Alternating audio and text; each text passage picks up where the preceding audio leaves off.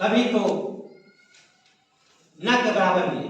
किसी भी राजनीतिक संगठन में जाएंगे तो बगैर सवर्णों के बगैर उनकी राजनीतिक संगठन चल ही नहीं रहा। ये हमारी समीकरण है कि जिस मुद्दे पर हम व्यवस्था चाहते हैं सोशल संगठन के माध्यम से, जो मैंने एससी एसटी ओबीसी रखा। अब एससी एसटी ओबीसी को समझने के बाद मैंने बीसी नहीं रखा, नाम रखा एससी एसटी ओबीसी। तो फिर बीसी कौन है? Backward classes. अब हम ओबीसी की बात करें तो अदर बैकवर्ड क्लासेज है, एससी की बात करें एसटी की बात है, तो बीसी कौन है? अब बीसी को हमको भी जानकारी लेना पड़ेगा। एससी एसटी ओबीसी जब तीनों मिलता है तो बैकवर्ड क्लासेज बनता है। अब ओबीसी वाले के कहेंगे बीसी, उनको बीसी का था कि बीसी है, ओबीसी जब लिखते हैं। एससी वाले के कहेंगे बीसी आप है, तो भी कहेंगे हम बीसी नहीं, हम तो एससी। एसटी वाले के कहेंगे आप बीसी है, वो भी कहेंगे हम एसटी है, बीसी नहीं। आर्टिकल 340 के आर्टिकल में बैकवर्ड क्लासेज ऑफ सिटीजन लिखा है, एससी एसटी ओबीसी नहीं लिखा। यानी कि तीनों को मिलाते हैं तभी हम बीसी कराते हैं। ये हमारा समाज को जानकारी के अभाव में कि ओबीसी कहना आसान है, एससी कहना आसान है, एसटी कहना आसान है, लेकिन बैकवर्ड कहना, जब तक बैकवर्ड का कंसेप्ट आपके बीच में नहीं जाएगा तो एससी एसटी लड़ेगा, एससी ओबीसी लड़ेगा, ये तीनों संगठन आपस में एक दूसरे के लड़ेंगे। ये जानकारी के अभाव में कि हम बीसी नहीं, ये संवैधानिक तौर पर आई एससी एसटी ओबीसी। लेकिन एससी एसटी ओबीसी को अगर मैंने कन्वर्ट रखा है कि तीनों मिलाने के बावजूद हम बनेंगे मूल निवासी, इसलिए मैंने संगठन का नाम रखा है मूल निवासी कर्मचारी कल्याण विभाग। क्योंकि ये तीनों जो शब्द है एक अवस्था है, बैकवर्ड की अवस्था है, पहचान नहीं। हमारी अवस्था हो सकती पहचान नहीं है। मैंने पहचान शब्द लाया वो मूल निवासी शब्द पर। अब मूल निवासी जो शब्द आया तो देश में एक आंदोलन खड़ा हुआ। आंदोलन के अंदर देखा होगा आपने कि हमारी ही समाज का जो गुरु के नाम से परिचित है, उन्होंने बहुत बड़ा विरोध किया और कड़ा प्रहार किया कि मूल निवासी एक आतंकवादी, जिनको मैं नाम नहीं लेना चाहता हूं लेकिन नाम से परिचित है, उन्होंने भी कहा कि मूल निवासी देश के आतंकवादी है। अगर हमारे समाज के लोग अब इनको कहने से मूल निवासी शब्द और देश में अब हमारे लोगों की जानकारी होती कि एससी एसटी ओबीसी इस देश के हकीकत मूल निवासी हैं, तो ऐसा शब्द का प्रयोग नहीं करते, लेकिन उन्होंने कर ये मूल निवासी शब्द का प्रचार किया। विगत 40 वर्षों से एससी एसटी ओबीसी को एकत्रित करने में लगा हुआ है संगठन, जिसको नाम से आपने नाम सुना होगा वामसे। इसके बावजूद भी संगठन जाति हिसाब से बनते गया, वर्ग के हिसाब से बनते गया। ये बनने के कारण क्या? आखिर मनवाद लोग हमारी समाज को तोड़ फोड़ कैसे कर देता है?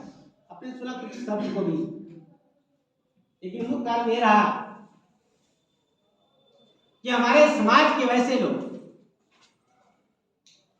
जो लोकतंत्र में विश्वास नहीं करते, उन्हें एक संगठन खड़ा करता है। बहुजनवाद में विश्वास नहीं करते हैं, वो जाति का संगठन खड़ा करता है। अपने समाज में नहीं विश्वास करते हैं, एक अपने सुप्रीमोवाद का संगठन खड़ा करता है। और जातिवाद, जाति का संगठन, व्यक्ति का संगठन, परिवार का संगठन, एक कहीं या कहीं मूल निवासी बहुजनों को एकत्रित को रोकने का ये संगठन चला रहे हैं।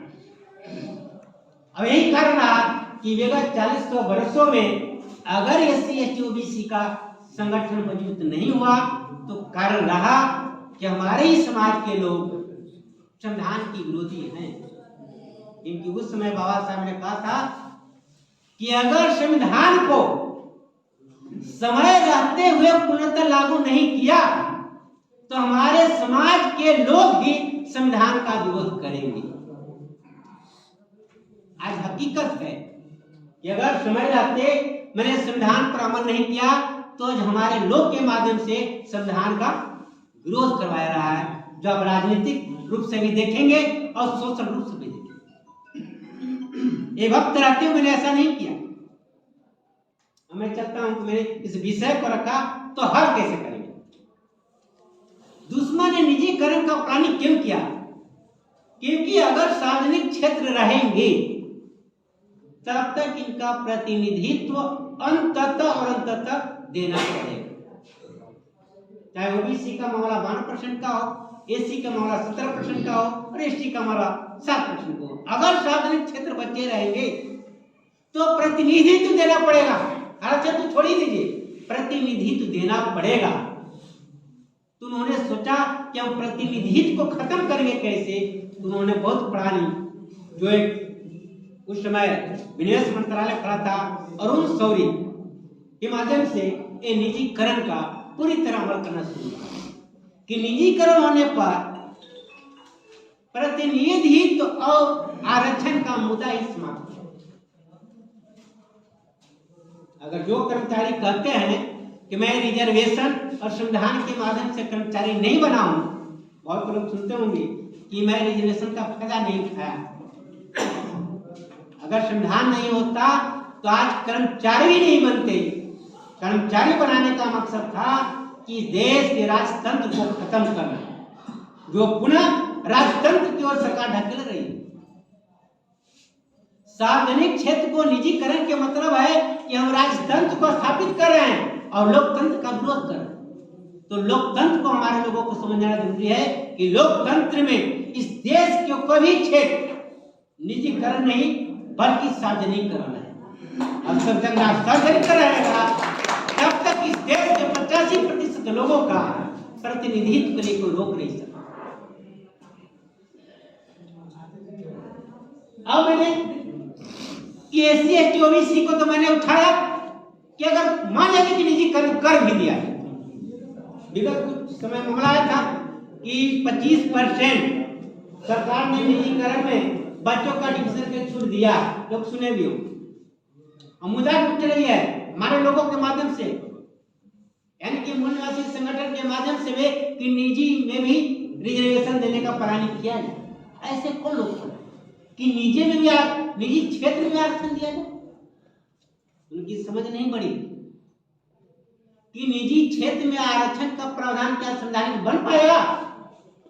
नहीं बन। और हम मांग करते हैं कि निजी क्षेत्र में भी आरक्षण दिया जाए हमारे लोग के माध्यम से उठी, और उसी के माध्यम से 25% जो बच्चों का एडमिशन लेने का विगत सरकार ने ऑर्डर दिया कि 25% रिजर्व बच्चे एडमिशन होंगे। अब मनवाद को समझना मुश्किल था। अगर हमारे लोग को समझ होती कि निजीकरण में हम आरक्षण की जो मांग कर रहा है, जो हमारे बहुजन की विरोध में हम मांग भी कर रहे हैं, यानी कि सरकार को सोचना चाहिए था कि सरकार को और को आश्वासन देना चाहिए ये मामला जानने का कि हम निजीकरण में कभी भी, क्योंकि 90% का मालिक कौन बनेंगे? आपने सुना कि मालिक कौन बना रहा? जब झारखंड छत्तीसगढ़ का अजीत जोगी जब मुख्यमंत्री था तो वहां का स्टील प्लांट बिक रही थी, तो अजीत जोगी ने कहा कि मैं इस कंपनी को खरीदूंगा, लेकिन वहां केंद्र सरकार ने अजीत जोगी को भी नहीं दिया बल्कि विदेशी के हाथ में बेचा। ऐसा क्योंकि अजीत जोगी मूल निवासी था। अब मूल निवासी अगर खरीदता है तो फिर उनकी अपनी रूल चलेगी, 90% मूल निवासियों को बाहर करता है। तो सरकार की नीति रही है कि बेचेगी तो मूल निवासियों का हाथ में नहीं बेचेगी, ये बेचेगी तो मूल निवासियों के हाथ में बेचेगी। उनके प्लानिंग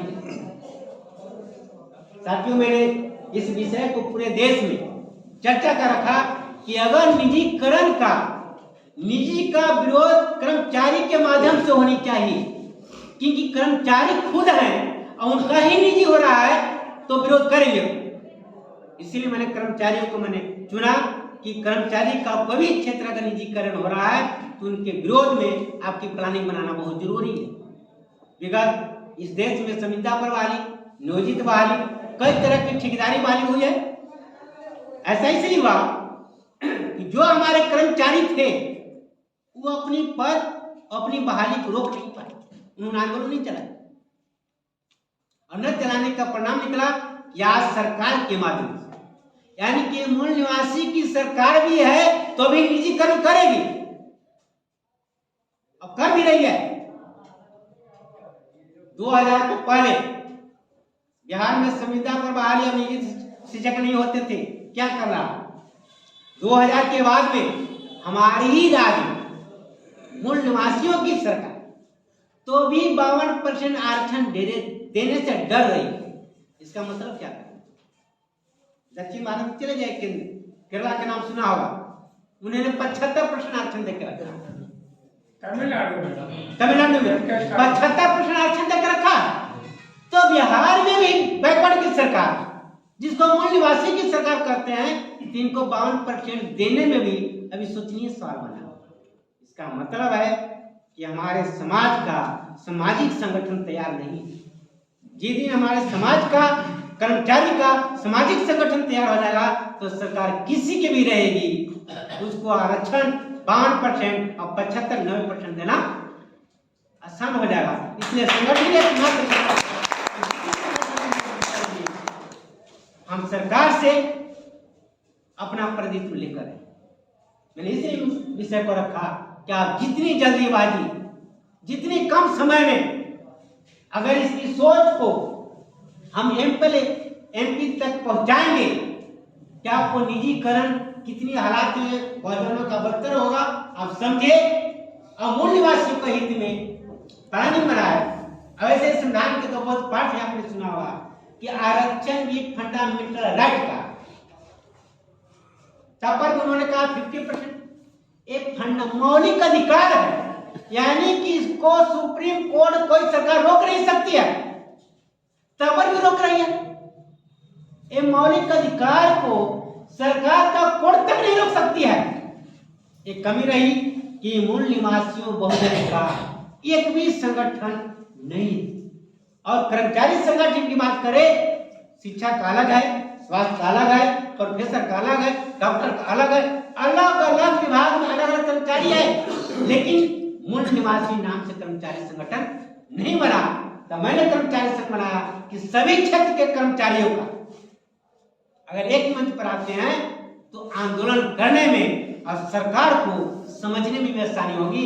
इस देश में मूल निवासी कर्मचारी कल्याण संगठन चल रहा है और भयभीत होंगे, हमारी जो डिमांडेड है वो सरकार आसानी से दे पाएगी। मैंने इस विषय को इसीलिए रखा कि जितने जल्दी हमारे कर्मचारी समझेंगे, विगत हमारे पदाधिकारी तो आने से डर रहे हैं। जैसा आपने सुना कि गया जिला में सारे पदाधिकारी मूल निवासी हैं, वो भी डर रहे हैं, जबकि मैंने बैनर लगाया मूल निवासी कर्मचारी कल्याण महासंघ का, ए ग्रेड से लेकर डी ग्रेड तक के कर्मचारी हैं, उसका लाभ लेंगे, लेकिन करवाना नहीं चाह रहे हैं। अगर एक ग्रेड से डी कर्मचारी हैं पहले, जो 5 वर्ष वाले सरकार और 60 वर्ष वाले कर्मचारी डरना चाहिए। 5 वर्ष वाले को डरना चाहिए कि 60 वर्ष वाले? डरते हैं 60 वर्ष वाले। अगर सरकार कुछ भी करेगी तो आपको क्या कर सकती है? टर्म पर इससे ज्यादा कुछ नहीं कर सकती है। उसके बावजूद ही कर्मचारी डरते हैं और 5 वर्ष में आएंगे, 5 वर्ष में तो चले जाएंगे। लेकिन तब पर कर्मचारी का कारण रहा कि अगर संविधान का पाठ पढ़ा होते तो 5 वर्ष की सरकार से नहीं डरते, वो अपनी मांग अपने तरीके से उठाते रहते। अगर एससी एसटी ओबीसी कर्मचारी जिस दिन एक मंच पर आया तो इस देश की सत्ता अगर दुश्मन के हाथ में भी रहा तो भी संविधान के साथ खिलवाड़ नहीं करेगा। अगर कर्मचारी संगठन नहीं रहा तो अगर बहुजन समाज के हाथ में भी सत्ता रहा तो भी संविधान का विरोध करा और दिखाई दे रहे। जिस राज्यों में मूल निवासी बहुजन की सत्ता रही वो भी काबिज नहीं हुए कि उनकी पॉलिटिकल विंग मूल निवासियों का नहीं रहा। कहीं न कहीं ए ग्रेड और बी ग्रेड में जाएंगे कर्मचारी का तो एक भी मूल निवासी बहुजन नहीं मिलेगी, जबकि प्लानिंग सचिवालय से बनती है, सारा लेटर भी निकलता है सचिवालय से, और वहां में हमारा कर्मचारी नहीं है तो सरकार को प्लानिंग देती है सचिवालय, और सचिवालय के माध्यम से हमारे नेता विधायक के माध्यम से सूचना निकाले। दूसरी बात कि कोर्ट हमारा कोई रास्ता भी नहीं है, क्योंकि कोर्ट में एपेक्स हाई कोर्ट में सुप्रीम कोर्ट में मात्र एक जगह एससी का जज है, बाकी के बाकी एक जाति का सिर्फ ब्राह्मण जज है, कोई फैसला नहीं दे पाता। इस कंडीशन की शर्त में मुझे एक ही विकल्प बचा है कि हम जितनी भी सभी विंग से कर्मचारियों का मूल निवासी कर्मचारी कल्याण महासंघ के बनतले मैंने इकट्ठा कर लिया, एकत्रित कर लिया, तो न कर्मचारी की दिक्कत होगी